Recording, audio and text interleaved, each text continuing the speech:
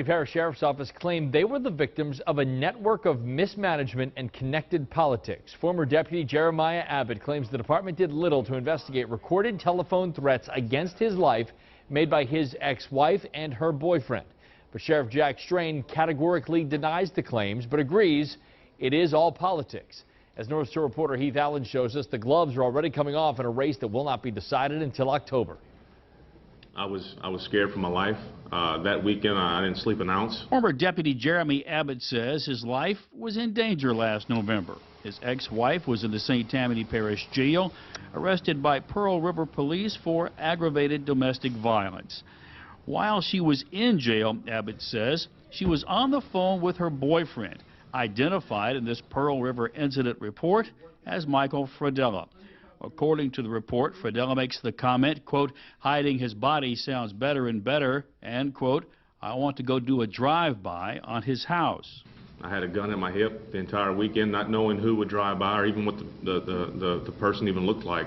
Working on an entirely different case, now former St. Tammany detective Danny Gallivan says he was monitoring phone calls in the jail and recorded the conversation between Lindsay Abbott and Michael Fradella. I logged on, and there's no expectation of privacy in a jail setting. You can listen to any inmate's phone call as part of routine monitoring, and I listened to Lindsay Abbott's phone call, and that's how I became involved in this and intercepted these phone calls. Both Abbott and Gallivan say they took the alleged threats to their superiors at the sheriff's office, but no report was ever filed. No, there's no report because there was nothing to report. Sheriff Jack Strain points out that both Abbott and Gallivan have close ties to one of his opponents in the sheriff's race, Slidell Police Chief Randy Smith.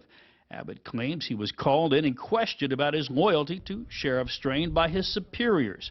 He recorded that conversation with his cell phone. In the recording, St. Tammany Major Brad Hazard says there are rumors that Abbott is actively campaigning for Smith. Then, if you are, I'm asking, if you are, this may be a good time for you to go to work for Chief Smith. I think if you talk to Major Hazard, he would be the first to say that first he couldn't believe that these guys in a sheriff's uniform are going out greeting citizens of the public and campaigning with them. It's a direct violation of our policy. As for any political connection to the Fradella family, Strain says he has none.